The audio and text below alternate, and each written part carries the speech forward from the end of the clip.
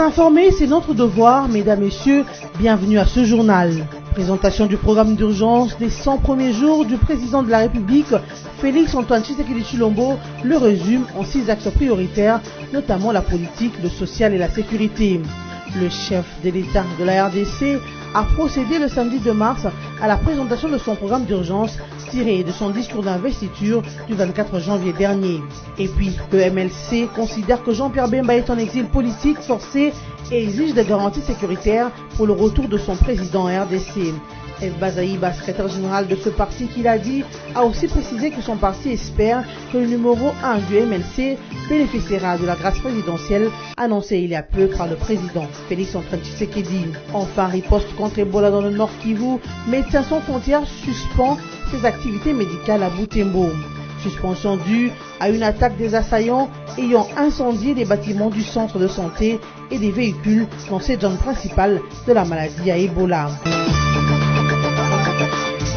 6 axes prioritaires composent le plan d'urgence de 100 premiers jours du président Félix Antoine Tshisekedi Tshilombo.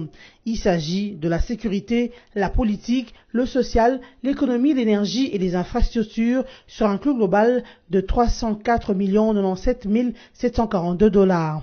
Le chef de l'État congolais a présenté le 10 programme le samedi 2 mars à la place échangeur de Limete. Il est tiré des axes prioritaires de son discours d'investiture du 24 janvier 2019.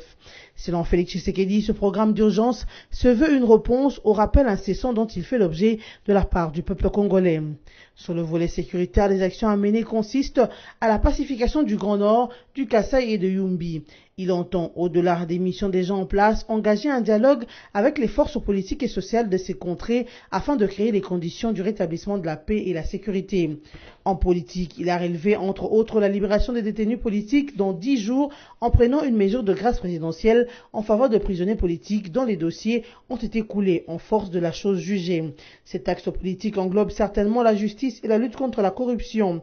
Pour lui, la justice doit être administrée par des personnes intègres et aux valeurs morales irréprochables en vue de lutter efficacement contre la corruption. En termes d'infrastructure, le président de la République a annoncé des grands travaux afin d'assurer les échanges entre les provinces, aussi la lutte contre les embouteillages en plaçant Kinshasa en priorité. Sur le volet social sur lequel martèlent les Congolais, Félix Antoine Tshisekedi a annoncé pour bientôt la baisse des prix de produits de première nécessité, la réhabilitation des hôpitaux de référence à Kinshasa comme en province, la réhabilitation et la construction de 150 écoles à travers le pays, les appuis à la mutuelle de santé des enseignants, mais aussi la construction à travers le pays des logements sociaux préfabriqués. En énergie, il promet la réhabilitation, l'achèvement et la construction de barrages et centres de traitement d'eau. En économie finalement, Félix Antoine Tshisekedi Tshilombo a annoncé la vulgarisation du nouveau code minier. Un dialogue avec les acteurs sociaux sera organisé, de même avec les opérateurs miniers. Le président de la République démocratique du Congo, Félix Antoine Tshisekedi Tshilombo, a fini la présentation de son programme d'urgence en demandant l'accompagnement du peuple congolais qu'il a convié au changement de mentalité. Outre son programme d'urgence des 100 jours, le président de la République, Félix Tshisekedi, a promis la construction de 5000 km de routes modernes au cours de ces 5 prochaines années de règne. Il a annoncé le samedi 2 mars dans son discours exposant les programmes de ces 100 jours à la tête du pays. Selon le chef de l'État, l'objectif est d'assurer l'intégration nationale et faciliter des échanges entre les provinces. À en croire Félix Tshisekedi, sur 58 129 km de routes d'intérêt général, la RDC ne dispose que de 3 400 km de routes revêtues, soit près de 6% seulement. Une situation qui n'est pas digne d'un grand pays comme la RDC. Selon le président de la République, qui a précisé qu'avec une bonne planification financière bien maîtrisée et une bonne organisation, la RDC est capable de construire plus de 5000 km de routes modernes. Poursuivant son speech, celui qu'on appelle affectueusement Fachi a aussi mis un accent particulier sur la construction des sautes-moutons, à savoir des échangeurs de dimensions réduites à Kinshasa. Ce, dans l'objectif de pallier aux problèmes d'embouteillage, aux zones de croisement sur la voirie urbaine, en vue d'assurer la fluidité des trafics, un gain de temps et la réduction des risques d'accident.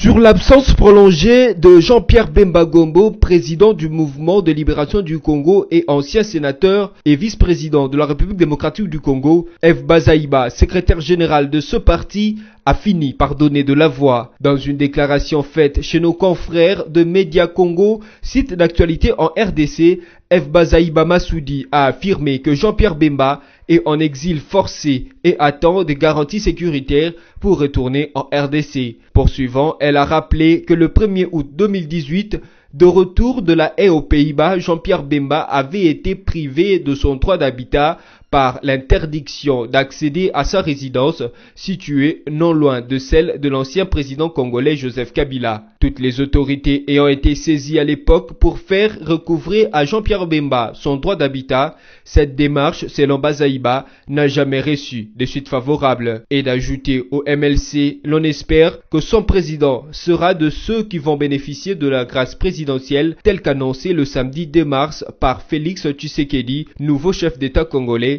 lors de la présentation de son programme d'urgence pour ses 100 premiers jours. Cependant, cette espérance du MLC pour une quelconque grâce présidentielle surprend d'autant plus que Bemba n'est ni exilé politique, moins encore prisonnier politique. La preuve, il a déposé sa candidature pour la présidentielle du 30 décembre 2018 en bonne et due forme, sans être inquiété. Candidature qui a été rejeté par la CENI suite à sa condamnation à la Cour pénale internationale qui était incompatible au profil d'un probable chef d'État.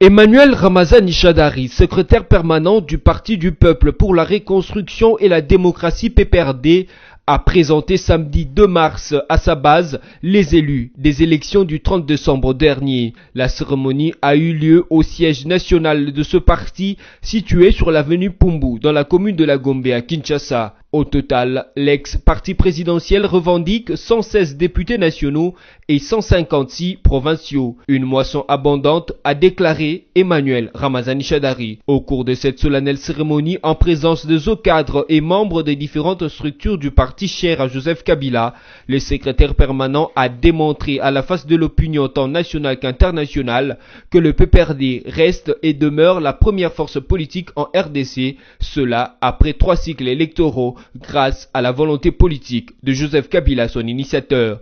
Satisfait de ce résultat, Emmanuel Shadari a présenté les différents élus chacun selon sa province et sa circonscription électorale. Il s'y est de signaler que par la même occasion, Emmanuel Ramazani Shadari a salué l'unité du Front commun pour le Congo FCC, regroupement politique formé autour de Joseph Kabila, ancien président de la RDC et qui regorge plus de 300 députés nationaux et 501 députés provinciaux. Plusieurs éditions de miliciens ont été enregistrées ces dernières semaines dans la province de Sud-Kivu. Le week-end dernier, plus de 30 combattants du groupe armé Raya Motombo Kingobito de l'Alliance des forces des patriotiques et résistants AFPR, actifs à Bukavu au territoire des Kaléé au Sud-Kivu, se sont rendus aux forces armées de la République démocratique du Congo et FARDC. Dans une feuille de route signée par la direction de ce mouvement rebelle, l'AFPR renseigne que plusieurs de ses commandants qui se sont rendus au FARDC attendent d'être amenés à Bukavu. Selon le président de la société civile de Bouzi, en territoire des Kaléé, ces hommes armés seront associés à leurs compatriotes qui vont venir de Goma, de Sake, Kirochu, Chacha, Buremana, Bichange, Buganga et la partie littorale de Kaélé, mais aussi à leur commandant Ngobito et un autre leader nommé Chukuru en provenance de Boigny-Kiri. Pour rappel, le Sud-Kivu est une province constellée par de nombreux groupes armés nationaux et étrangers depuis 2 décennies. Le Raya Motombo Kingobito sont reconnus à Kaléé pour avoir attaqué la base de l'ONG Médecins sans frontières MSF en 2018. Lutte contre Ebola dans le Nord Kivu, l'ONG Médecins sans frontières MSF a suspendu ses activités médicales à Butembo, zone principale de la maladie, jusqu'à nouvel ordre. Cette annonce a été faite le week-end dernier par les responsables de cette ONG suite à une attaque des assaillants non identifiés qui avait occasionné l'incendie des bâtiments du centre de santé et des véhicules. Au moment de l'assaut, Près de 60 personnes étaient prises en charge sur le site, dont environ 20% des cas confirmés. 3 des 4 patients qui avaient fui étaient ensuite revenus selon l'OMS. Tous étaient en phase de rétablissement. Il faut noter que l'ONG-MSF qui dirigeait le centre attaqué avec le ministère de la Santé était déjà auparavant victime d'attaques contre ces structures médicales de lutte contre Ebola. Inquiet de cette situation, le ministère de la Santé a annoncé qu'il faudra s'attendre à une importante recrudescence des cas dans les zones de santé de Katoa et Butembo dans les prochains jours. 6 morts et plusieurs biens des valeurs emportées, c'est le bilan d'une incursion d'hommes armés samedi 2 mars à Ndosho, à l'ouest de la ville de Goma. Selon les sources locales, pendant au moins 30 minutes, un échange de tirs s'est fait entendre entre un groupe de bandits armés et le militaire de forces armées de la République démocratique du Congo. Et parmi ceux qui ont succombé figurent une femme et un militaire FARDC. Les lendemains de cette incursion, soit le dimanche 3 février, la population d'Indosho est descendue dans les rues pour protester contre l'insécurité qui s'est installée dans la ville de Goma et ses environs et manifester sa colère suite au préjudice causé par ces hommes armés non autrement identifiés. Le trafic routier s'est ainsi paralysé à l'issue de manifestations de ces dimanches. Les Gomatraciens ont placé de barricades sur l'axe routier Goma-Saké et brûlé de pneus en signe de protestation contre les 10 meurtres. Pour le manifestant, cette dernière incursion est un incident qui fait déborder le vase. Ils exigent l'implication de l'autorité compétente dans la lutte contre l'insécurité dans ces coins du Nord Kivu. Il est temps de vous rappeler les principaux titres développés dans ce journal. Présentation du programme d'urgence des 100 premiers jours du président de la République, Félix Antoine Tshisekedi Tshilombo, le résume en 6 axes prioritaires, notamment la politique, le social et la sécurité. Le chef de l'État de la RDC a procédé le samedi 2 mars à la présentation de son programme d'urgence tiré de son discours d'investiture du 24 janvier dernier. Et puis, le MLC considère que Jean-Pierre Bemba est en exil politique forcé et exige des garanties sécuritaires pour le retour de son président RDC.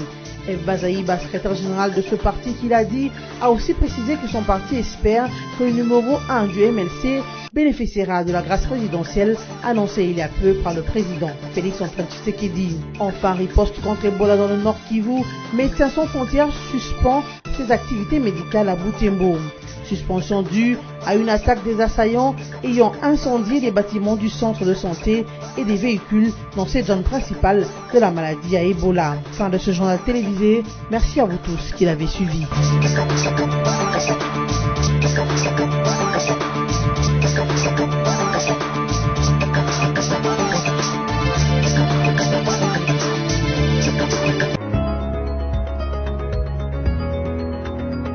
Mesdames, Messieurs, merci d'être avec nous pour suivre la lecture de journaux parus en ligne ce lundi 4 mars 2019, sélectionnés résumés pour vous sur BSC TV. Commençons avec les sites d'actualité Congo Virtuel qui titrent Tshisekedi, les urgences de ses 100 premiers jours. Sécurité politique, sociale, économie, infrastructure et jeunesse, autant de points d'intérêt connus dans les tirs à part du chef de l'État sur son discours d'investiture pour faire face d'urgence à l'appel pressant de la population avec le slogan « Le peuple d'abord » et d'annoncer des mesures d'urgence comme la libération dans 10 jours des prisonniers d'opinion ou la baisse dans les plus brefs délais des prix de produits de première nécessité. Coût global du programme 304 907 742 $ américains. Le président de la République Félix Antoine Tshisekedi Tshilombo a présenté samedi 2 mars 2019 à l'échangeur délimité à Kinshasa son programme d'urgence pour ses 100 premiers jours de fonction. Tiré des axes prioritaires de son discours d'investiture le 24 janvier 2019, ce programme d'urgence, a indiqué le chef de l'État, se veut une réponse au rappel incessant dont il fait l'objet de la part du peuple congolais. Poursuivons cette revue de presse avec Forum des As qui note en grand titre DGI, les innovations majeures contenues dans la loi des finances numéro 18/025 du 31 décembre 2018 présentée aux opérateurs économiques membres de l'AFEC. Les directeurs généraux adjoints des impôts en charge de réforme Ngoïa Vzam a animé le week-end dans la salle de conférence de la FEC une matinée fiscale à l'intention des opérateurs économiques, membres de la centrale patronale sur les innovations majeures et les mesures fiscales contenues dans la loi des finances numéro 18/025 du 31 décembre 2018 pour l'exercice 2019. Le directeur général adjoint YAV a d'abord présenté aux opérateurs économiques rassemblés dans la salle de conférence de la FEC les objectifs de la matinée fiscale, les textes concernés par les modifications apportées par la loi des finances pour l'exercice 2019, les innovations majeures apportées par la loi des finances pour l'exercice 2019, les prévisions sur l'entrée en vigueur de quelques nouvelles mesures fiscales et enfin les recommandations de la DGI. Le DGA YAV a indiqué que l'objectif de la rencontre était de communiquer sur les modifications majeures apportées à la législation fiscale, répondre aux préoccupations des opérateurs économiques, prévenir les litiges entre le contribuable et l'administration des impôts, renforcer le partenariat avec les opérateurs économiques et ensuite informer les opérateurs économiques des démarches effectives du guichet des paiements des impôts, des cotisations sociales et des contributions patronales au centre des impôts de Kinshasa depuis le 15 février 2019. Bouclons cette revue de presse avec les sites de la radio Okapi qui écrit « Insécurité à Bunia ». 2 femmes ont été violées dans la nuit du 1er mars dans la commune de Chari, dans la ville de Bunia, où l'on déplore une recrudescence de l'insécurité depuis quelque temps, renseignent les autorités locales. D'après le bourgmestre adjoint de la commune de Chari, plusieurs cas de cambriolage sont enregistrés ce jour dans son entité. Safari Lossa indique que dans la nuit du jeudi au vendredi dernier, des inconnus ont incendié la maison de Madame Pachou au quartier Bambey. Un dégât matériel énorme a été enregistré, ajoute-t-il. Le porte-parole de la police en Ituri confirme cette recrudescence de l'insécurité dans la ville depuis le début de l'année. Le major Abeliwangu indique que le commissaire provincial de la police, le général Henri Capend, a pour ce fait échangé avec le chef de quartier et des associations de jeunes. Cette revue de presse est terminée. Merci à vous de nous avoir suivis.